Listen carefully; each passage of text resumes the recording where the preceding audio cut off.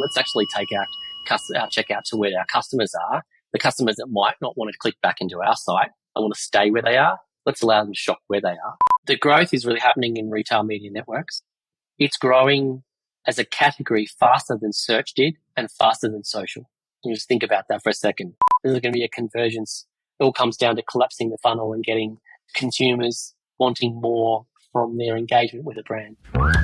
Welcome to Add to Cart, Australia's leading e-commerce podcast that express delivers all you need to know in the fast-moving world of online retail. Every week, Nathan Bush catches up with Australian e-commerce leaders to get all the insights, tips and lessons to keep you at the top of the e-commerce game. And of course, keep your customers adding to cart. Here's your host, Bushy.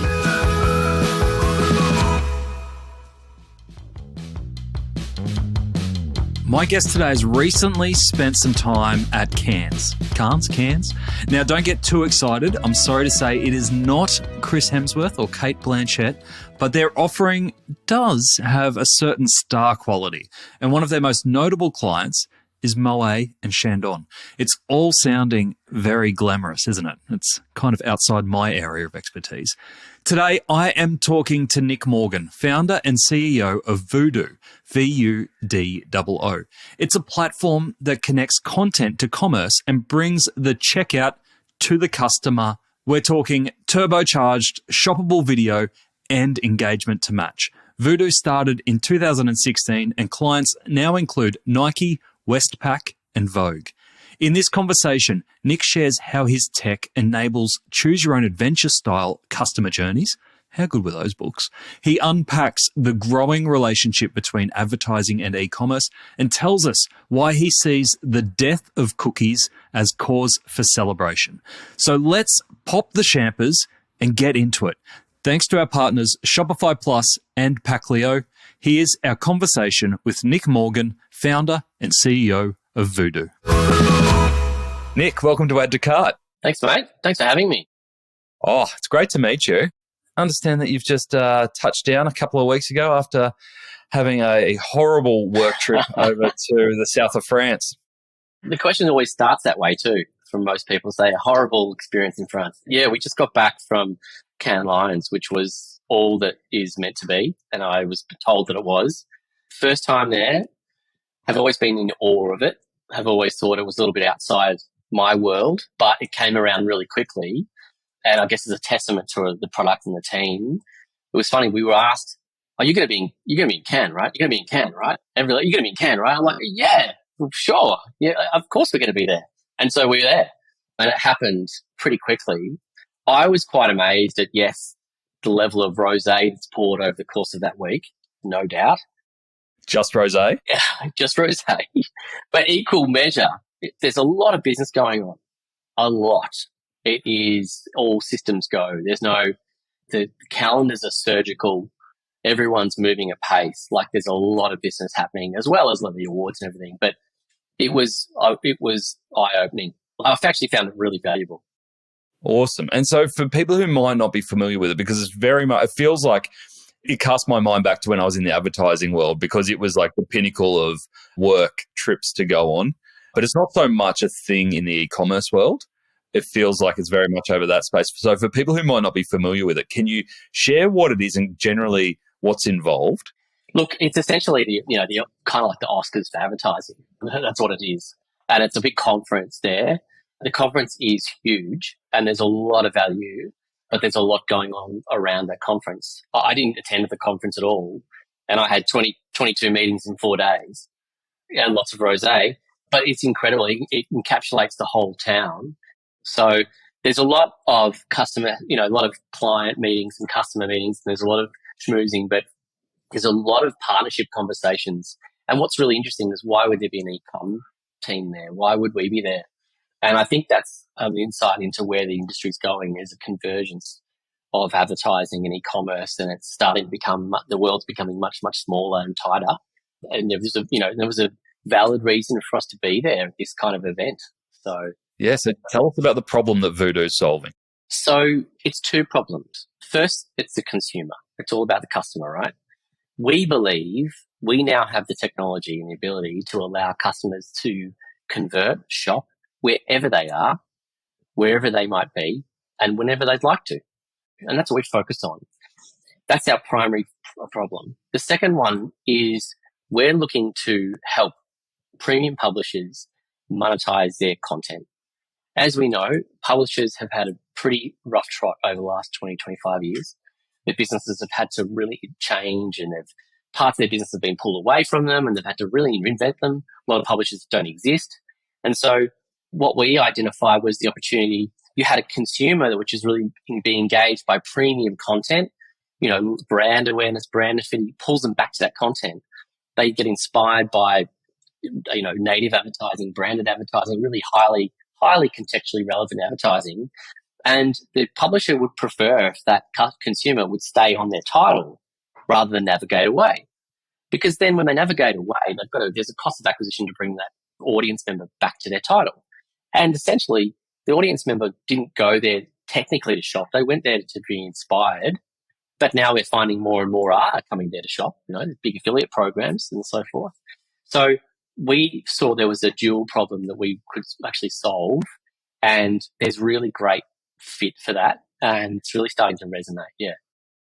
Is it similar to the direction that Google's going in terms of, yes, they've got all this information, but where they can, rather than send you off to the websites that are feeding the information, keep you on Google for as long as possible and give you everything there? Everybody wants to keep their customer where they are, right?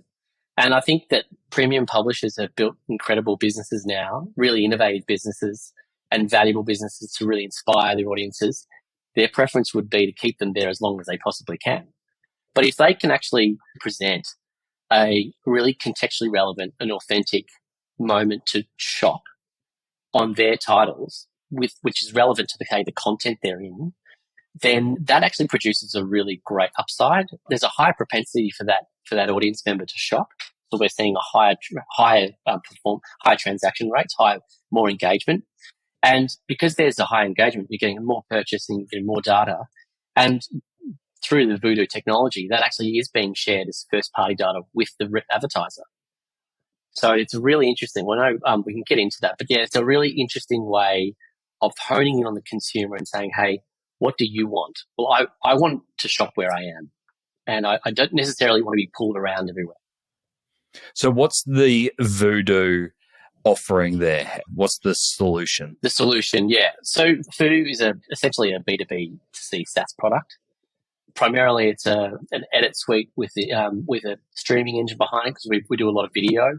So our technology allows us to make media, video, imagery, text buttons into shoppable moments, but also quite interactive moments, so highly engaging. And our publishers and our customers can, and we have quite a few direct to consumer customers and brands as well. They have a license to Vudoo. They're using Vudoo to turn their content into more engaging, interactive, shoppable content perhaps, and then publish that content.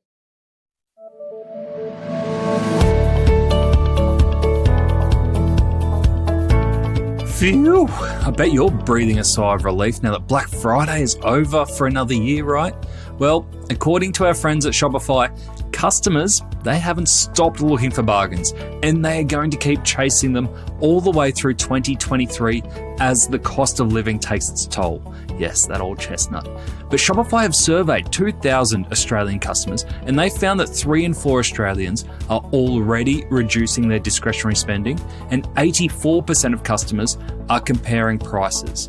With price and value such a hot point for customers, it is worth considering how you are going to continually send price messages throughout 2023 to keep your customers interested.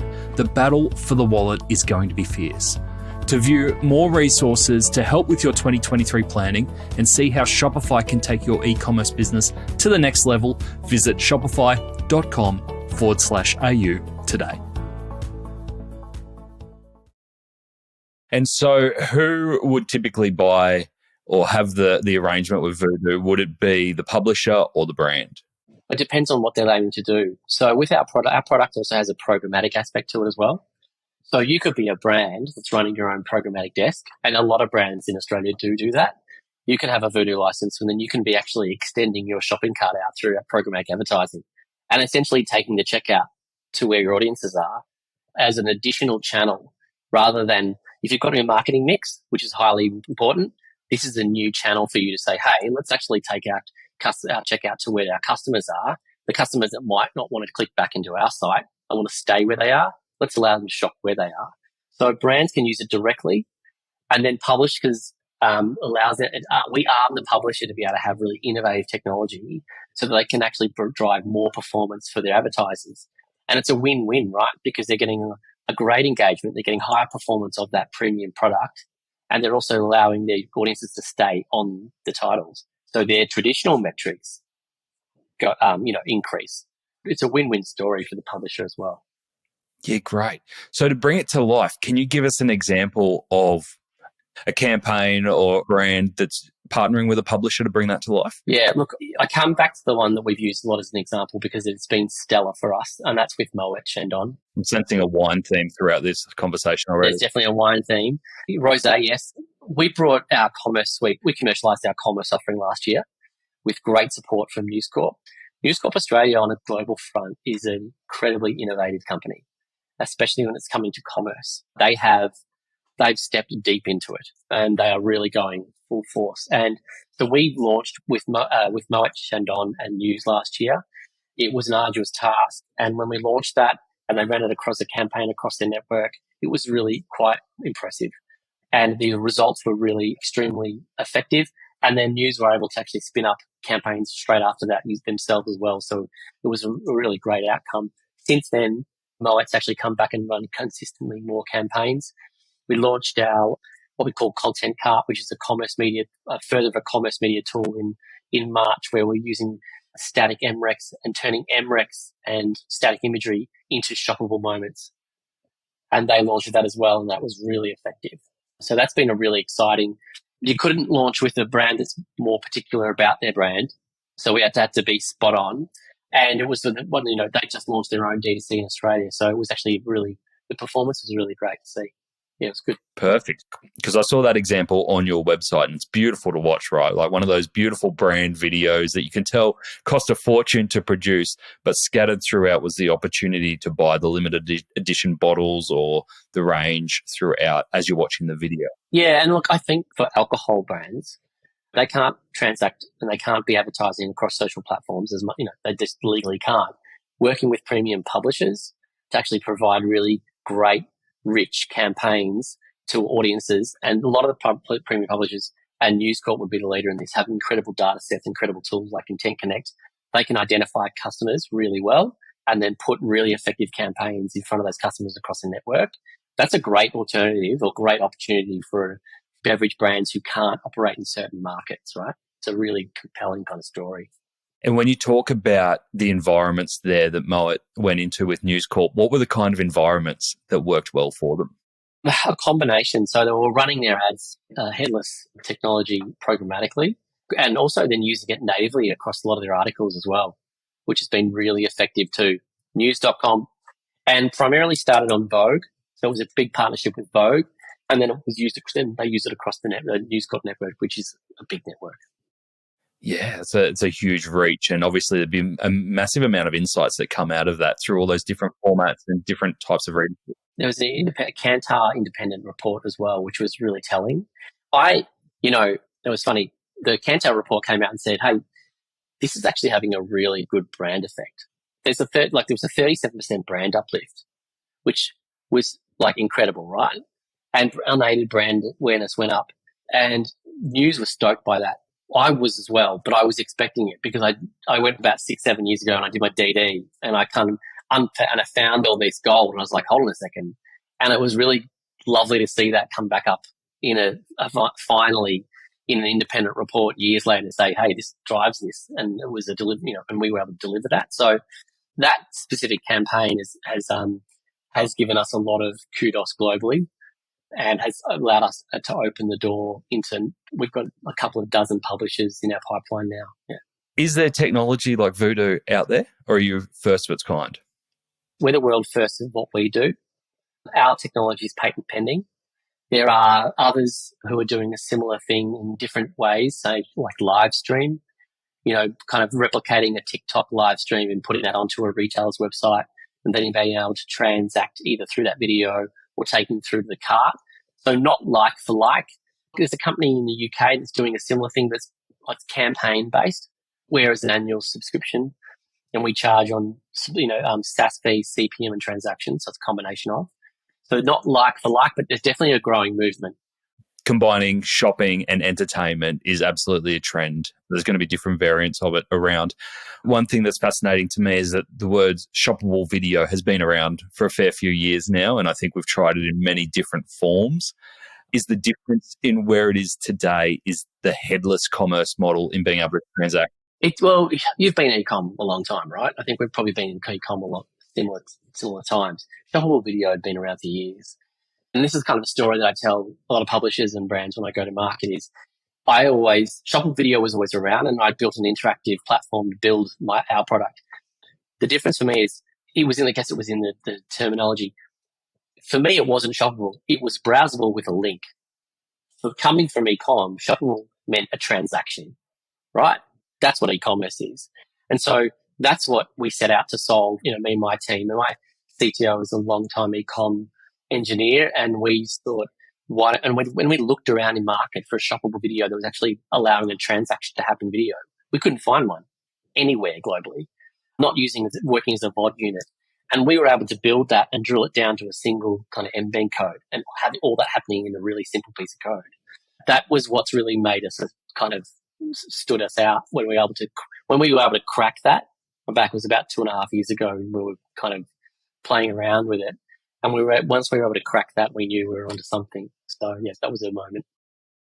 Was it the ability, because I saw that you integrate with leading e-commerce platforms such as Shopify, Magento, Salesforce, I got that right? Yep, that's right. So, yep. And was it the ability to then integrate into that existing workflow and that existing technology as a plugin that opened up that door? Yeah, correct. So the way the technology, if we want to get a bit nerdy, because I know your audience loves a bit of tech, So what we've built is, and again, you and I are riffing on the idea of being practical technologists, which I love the term, and I kind of use it myself. What we've done is we've taken headless technology and we've built the Vudoo Commerce API as a headless unit. And that headless unit allows us to integrate into other headless units really, really simply. And then we're using, it's a term, it's the dirty term these days, but basically using non-fungible tokens, so tokenization to pass the monetary transaction with the payment provider back to the e-com platform in real time. So it is quite technical. No one has ever built it, hence why we've patented the technology in this instance. That's where the magic is. That's what took a lot of time to build. It was the final piece of our product, but that allows us to then plug into any headless unit of any e-com provider. And there's a top 10 globally, but there are literally hundreds. And as we move through different regions, we're coming up against new ones all the time. But that allows us to plug into, and we've got an integration manager. The integration between our technology and the e-com provider takes about 8 minutes in our platform, and it's a one-time, lifetime integration. And so then it will allow publishers to then build out campaigns and plan, and also for brands to, okay, let's look at what are we doing for the next 6 months, 8 months. They can plan those transactable campaigns moving forward. Yeah. Yeah, great. And in terms of a retailer, so if a retailer sets this up, sets their campaign up, integrates it, let's call it that they're working with Shopify, puts it in as part of their Shopify store, campaign runs, they get transactions through there. Do they get all that order information just back through their regular order management process? Everything passes through back. Nothing changes at all. So that's the same for if it's Salesforce Commerce Cloud, Magento. We pass everything there's no change. Any of the data that's actually surfaced inside our fields in the interface passes in real time right back into the existing tech stack, and there's no change in BAU. What's really exciting to see a purchase happen on a publisher's website inside a piece of content, and the transaction can happen within seconds, and then the email information and all the transaction information and delivery information is then getting delivered directly to the customer from the brand. So it's a triangulation of data. And what's really exciting, given what's happening in very short time with cookies, is this is all first-party data, right? And that's the key piece to this. Does the publisher and the brand both get that first-party data? Correct. Yep. And then in terms of that checkout experience with the integration, does the retailer need to simplify the checkout process at all, given the potential restrictions of space or environment? Things like, don't add loyalty clubs, don't add a bunch of whole postage or delivery options, simplified payment methods. Is there any compromise there? Not entirely. Like there might be sometimes if there's a really complex suggested selling pieces but we've tested this across from individual bottles with alcohol, beverages right through to sizing, right through to clothing, shoes, color. And our interface is fairly flexible and adaptable. Yeah. Yeah, great. We've put a lot of work into this interface over the last couple of years. A lot. It's really interesting because, retailers at the moment, there's so much pressure on acquisition, especially with the cost of ROI at the moment. I see it as a really strong acquisition tool to be able to get that first purchase and to take down those barriers of distraction. Is there, on the other side of that, have you had any pushback from retailers around not getting the immersive brand experience of being able to lure customers over? Yeah, absolutely. And I think that's a really valid kind of point to make. And that's a valid concern. I would counter that by saying this adds a new channel to your existing arsenal of your marketing mix. And it's high performing, it's high engaging, and just like you said, it's a really great acquisition tool to actually go out and win those customers initially that you can go and then communicate and transfer with afterwards. So I think there's actually the upside is really compelling that offsets, say, some of those teams that would love, well, no, we need to get them back into our platform. If you look at e-commerce, like a $5.3, $5.7 trillion global market. And the average transaction rates across e-commerce average around between 2 to 3%, sometimes a little bit higher. Amazon's almost up to 10. They've got it nailed down. But if you think globally, we've got a $5.3, $5.7 trillion market operating on a 2 to 3% transaction rate. There's work to do there. There's efficiency we can work on. Now, in some cases, we can get a 4 to 8% transaction rate on our unit. Now, I don't think that's because we've got this magical product. I think it's really about the consumer and the customer being able to transact wherever they are. And we're not inventing it. We're leveraging brands like Instagram, TikTok. These big platforms have been driving new user experiences, and consumers, their learned behavior now is, if I am in an interface and I'm presented with the opportunity, I can shop. That was going to be my question, because I was like, is this a new experience that you need to have a level of education for consumers to go, actually, no, this isn't a link for you to click out. This is a link for you to convert. It's about knowing that the behavior's there and then allowing your consumers that it's available. And that's what we've found with our publishers is be really upfront with it and be clear about what it is. And we haven't seen any kind of drop in experience. The learned behaviors there on a global level, and it's increasing consistently. I think TikTok is about to launch their shopping capability in Australia, as if it's not launched already any minute now. I think they just announced that they were about to. They're about to, and if you look at some of the numbers that are coming off Southeast Asia and their GMV there, we're talking significant numbers. That consumer, for a publisher or a brand, they're inside that platform, but when they're outside of it or they're somewhere else, they take that learned behavior with them. They don't leave it there with the device or with that actual platform. And I think that's our opportunity to empower other publishers and brands to be able to leverage that. Do you have brands who might have a library of great video asset, especially employing Vudoo on their own channels to make them shoppable? Yeah, we do. And we've also got, and more so, given we launched just recently, last year, and to be really clear, we had an exclusivity period with News. We were for about 12 months. They were an incredible partner, so we naturally agreed to let them have it, first use of it for 12 months. And that only recently expired, so that was only about a month ago. So we've just started to talk to the market more and sort of talking to exactly what you're mentioning, retailers that have got an existing body of video and then said, hold on a second, we can go back now and we can repurpose all of that video, re-edit it, and get more value out of the investment, because video is not cheap, especially if you've produced it to a certain production level. You can repurpose that and reuse it and get more value out of it, which is, marketing managers love to hear that. Marketing directors, don't they? CFOs love to hear CFOs love to hear it, don't they? Exactly. Ever scrolled through an e-commerce packaging website for fun? Nah, me neither. Until today. Packleo is putting the joy into the packaging game. So let's play a game. I'll tell you the name of the Packleo product, and you have to try and guess what kind of product they are. Fairy floss, compostable mailer, queen bee, honeycomb padded mailer. Here we go. Gummy shark, water activated tape. Now, if my jaded self thinks that this packaging is fun, imagine what your customers will think. Packleo is also eco-friendly, Australian-owned and operated, with same-day dispatch and 14-day returns. Now, that's pure joy for everyone. Check out the Packleo range of e-commerce packaging options at packleo.com. That's Packleo, Packleo, packleo.com. Do you think this changes how brands will shoot their video content? I know we're talking a lot about video and that the offering is broader than video, but I think video is the interesting starting point here.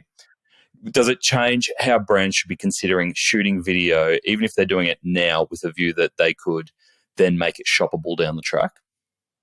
Interestingly, something they wrap their heads around, it's not about less clicks when it comes to a piece of interactive shoppable content. It's actually about creating more clicks, because the more clicks, you're actually creating more data points. And when you create a data point, you drive a deeper engagement with the video content, and you can also collect those data points, and they help you unpack the journey of the viewer. So it goes from being one-way dialogue of a view experience, two-way conversation, and you can analyze how the content was actually consumed. So they've got to get their heads around and say, hey, you might have shot a 30-second piece of content. Maybe look at making it 45 seconds and just having moments where you can actually let the viewers in be a bit more immersive. But it's not a huge change. It's just understanding that, think about it from a consumer perspective, you're wanting them to engage, give them the time to engage with the video, and the results are really powerful. So perhaps, am I seeing this right? Rather than go out and create 5 pieces of content, think about how you might create one piece of content, but rather than a linear storyboard, think about it as a choose your own adventure piece. And that's what we've seen a lot with a lot of our customers. So Vudoo has the ability to create choose your own adventure content. You can shoot and cut all that video content up. You can bulk upload it into our digital asset manager in Vudoo. Then you can actually create a choose your own adventure off that. You might have 3 different storylines off of a single video interface, and they might land in 3 different purchasing capabilities. And so what you're doing is you're taking that bulk, just like you've got 5,000 people watching that video, you're splitting them up into 3 different directions, and you're being able to analyze the personalized journeys they took and see what was actually of value to them. It's really simple, and the platform, we've worked really hard at making that really easy. It's really quite intuitive, yeah. I can imagine creative minds must just light up when you can say, you're not creating 5 videos here, you're creating a choose your own adventure. We had a creative director at a new publisher, a new customer we presented, and he just sat back and he said, geez, all the pictures I would have won if I had this. And it's like, because it's just the leveling, it's not just the creative engagement, it's the data. It's all that data that they can present back, which allows a publisher to say, hey, we've got more to give than just the content itself. We can tell you what's how is that content moving the audience in relation to your brand. There's a great campaign by News at the moment for the new Lexus 4-wheel drive, and it's really intuitive. It's really streamlined. It's 9:16, so it's full mobile takeover, and they're running that across their new mobile because News has just launched their new kind of 9:16 stories. Beautiful campaign, simply put together. Yeah, with existing content. And is that driving to inquiry? Driving to inquiries, yeah. So our ultimate selling proposition and we go to market being a commerce media product, but we've got a rich feature kind of list of different things we can do with our product, yeah. Gotcha. And on that video creation, in terms of getting ultra into the detail here, we're talking landscape and portrait when we're filming? There's no special ad formats, nothing outside of kind of those two formats? No, we all resize everything inside us. You can upload both, and our player plays both as well. And then we'll actually got an enhancement coming soon where we actually can read the video and then repurpose it and resize it. But at the moment, we can play all different formats. Yeah, great. And then in terms of brands having those relationships with publishers using Vudoo as the delivery mechanism, what's the commercial arrangement that you see most often? Is it still done as campaigns, or are you seeing it more going towards affiliate and conversion? It's a combination of. So we have a SaaS fee, and then we have a CPM and then transaction fee. And at the moment, it's not set. We're kind of flexible on those because if you're working with a publisher out of Spain, they want a low SaaS fee, but they want a high performance. And they've got advertisers where they want to pay a transactional performance. Whereas if we go with a retailer here, a direct retailer, they want to pay us. They want to pay a higher SaaS fee and a lower CPM. And if it's a direct consumer, they're happy with a transaction fee as well. Whereas we've got other publishers who are just purely SaaS, and they want the upside. So we're quite flexible. It's a nightmare for my CFO from a modelling perspective. But as we're scaling, we know we can't dictate verbatim, say, this is the only way you pay for this. We have to be quite flexible. Yeah. But all revenue comes through Vudoo as essentially a media buying channel? Mostly, yes. Correct. And then in terms of, is there any other integrations, or it's literally just integrate straight into the e-commerce platform that you're using, and that's as far as you need to go technically? Yeah, straight into it. We integrate into some existing video platforms such as Brightcove and a number of others, but we integrate across all major e-com platforms. We integrate into all major payment gateways as well, and that's all done through our integration manager. Yeah. Brilliant. And then measurement-wise, what are the metrics that people are really holding on to or holding you accountable to? It's interesting, right? Because it's like they drop us into comparisons. What are they comparing us to? How are we measuring this? So it really comes down to two things, which is the most important. If they can actually, if there's comps with existing, say, affiliate programs and things like that, it's engagement. So how much engagement are they getting? And then what are the transactions? What are the click-throughs? What are we driving? They're the two metrics that we perform really, really, really well on. We're not about views. We're about the engagement. There are a lot of advertisers and a lot of publishers work on views. And then is there a click through in that?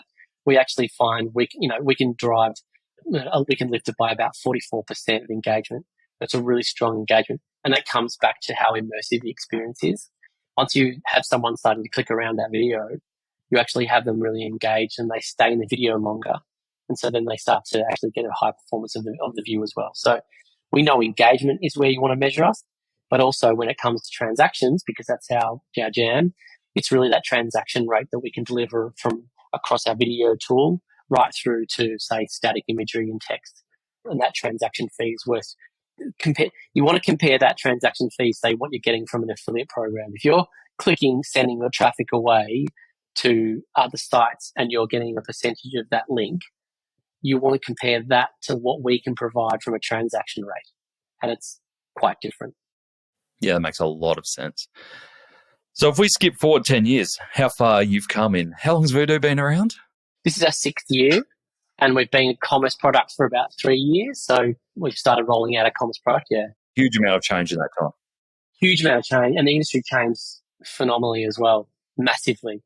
I think knowing that cookies was going to expire, I think that simple fact with cookies expiring has opened up advertising going through a massive disruption right now. The industry is really changing. But the things are really, where are things going to go? I think there's a convergence. There's going to be a convergence. It all comes down to collapsing the funnel and getting consumers wanting more from their engagement with a brand. Really interesting point there about advertising changing so much. I'd like to just bring us back to that conversation about Cam. Like, what were the main concerns that you saw coming from agencies and brands all over the world around the current state of advertising? Yeah, so it's really, the growth is really happening in retail media networks. It's growing as a category faster than search did and faster than social. And by retail media networks?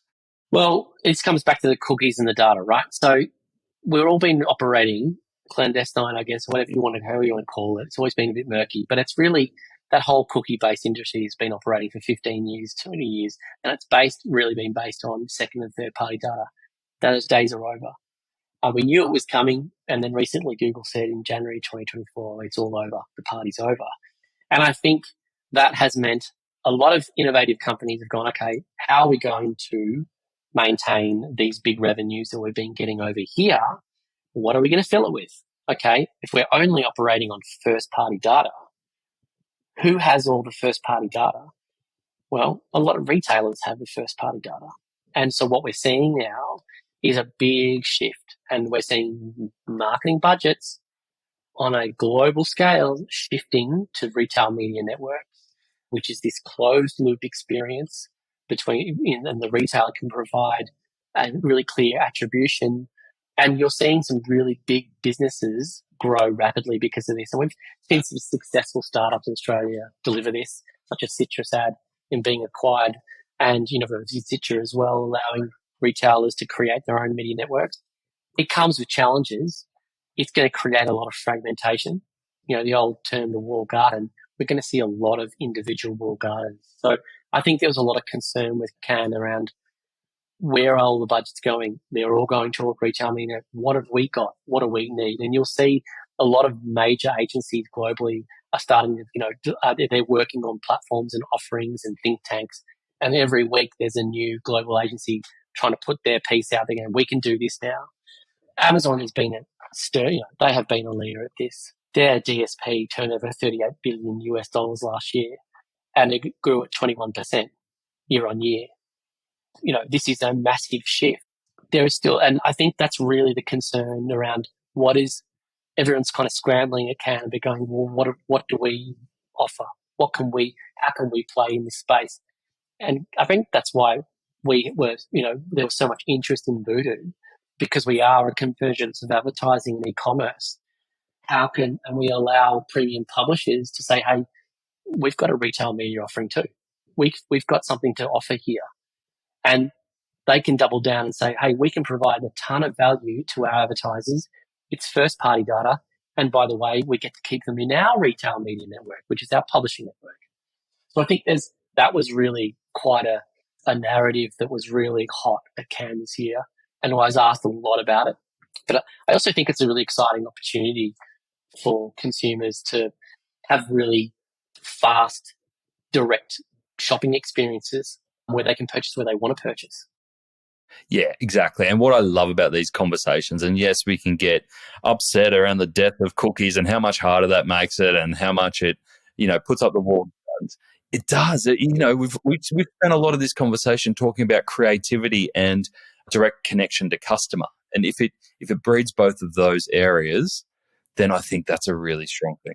We have the technology now to be able to create, to allow to solve problems and provide solutions for the problems we have now. We don't need to be getting into a tiz about, well, what are we going to do? It's right here in front of us. There's a lot of really exciting products coming out of Australia that can help augment a lot of the revenue that would have been coming from that kind of retargeting, remarketing channels. You can supplement it with, even more opportunity now as well. Yeah, brilliant. If we take what's not in front of us, if we look at the next 5 years, and obviously we've talked about that trend of mixing advertising or entertainment with e-commerce, the death of cookies, where do you see shoppable video? We'll stick on that track. Where do we see shoppable video in 5 years' time? How will it be different?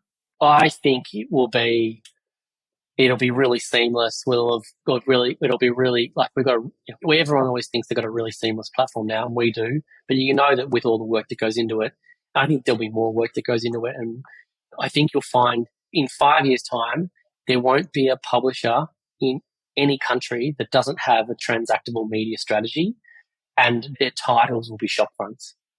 And it won't just be publishers. You'll be able to navigate across the internet, and wherever you are, you'll be presented with an opportunity to convert. I'm not a savant or some visionary, as I'm, like to be told. No. Cut yourself a break. But we saw this coming quite a few years ago, and look, one of the greatest validations for us recently, because there's times where I've been kind of being laughed out in the boardroom, is Amazon.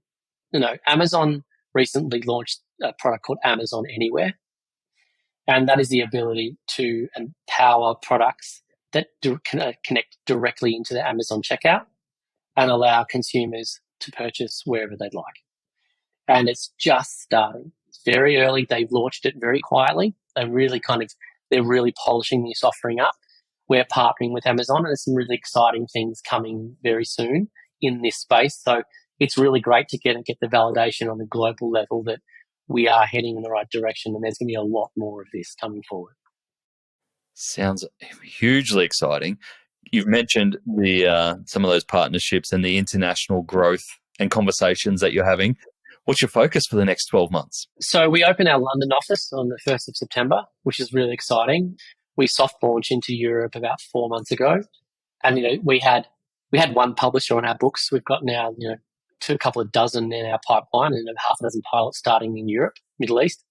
So we're opening our office in London, and about a month later we open our office in the US and New York. So scaling, I guess, meeting the demand. I've been working towards it. Now it's go time. Yeah. Yeah, brilliant. How exciting. All right. So if we've got brands or potentially publishers listening to this conversation today and they're like, well, this sounds really interesting, want to get in touch with Nick or the team, what's the best way for them to do that? Jump on our site. There's an inquiry form there. Come straight through the team. I know I'll see it. I see everything passes through. But yeah, our teams will happily love to talk all day long about content commerce and commerce media. So yeah, make an inquiry and we'll talk to you straight away. Awesome, Nick. Thank you so much for joining us on Add to Cart and sharing all the exciting things you're up to. It was good fun. Thanks a lot. I think for me, it is so refreshing to see shoppable video evolve from links within a video to content that can be published and shopped anywhere. This is where headless really starts coming into its own. Here are the 3 biggest takeaways I took from Nick. Retail meets entertainment again. Nick talked a lot about the worlds of advertising and e-commerce coming together, but I personally think it goes further than this. And this is a long-term trend I am very bullish on. It's about entertainment and shopping coming together as one experience. Just like the old infomercials, but heaps better. It doesn't make sense to interrupt content to shove products in your face via advertising anymore. The new world will see it as one, whether that's social content, TV on demand, movies, catalogs, or more. Everything needs to be entertaining to keep customers engaged, and there is a genuine ability to transact within those mediums. Number 2, reimagining video creation. There's no doubt been a change to the way we've planned and shot video over the last few years. Think about the changes we've had with vertical and horizontal filming, long form and short form, professional and handmade. Now platforms such as Vudoo are showing that video doesn't need to be linear. You can even choose your own adventure. It's another creative element to consider when planning your video strategy. And lastly, the 3rd insight I had was retailers as publishers. We've spoken a lot about this previously, especially on the back of our episode with Brad from Citrus Ad. Retailers with huge amounts of traffic don't need to just rely on product sales for revenue. They can actually be their own media channels. So when you add a platform such as Vudoo combined with headless commerce, it could change the game when it comes to brand partnerships and integrated content. Why just feature your own products when you can create big, beautiful videos to sell anything through the video using your own audience? It's its own separate type of entertainment marketplace. To get the highlights of today's episode, head on over to addtocart.com.au and sign up for our free newsletter. Each Tuesday, we will send Monday's episode summary, links, and discount codes for you to go next level on. And if you're looking to explore your next e-commerce opportunity, come and visit us at eSuite. We're a dedicated e-commerce talent agency connecting the best e-commerce talent with the fastest growing brands in Australia. Head on over to esuitetalent.com.au where you can download the free e-commerce salary guide and sign up to our weekly e-commerce job emails. Thanks for listening, and until next time, keep those customers adding to cart.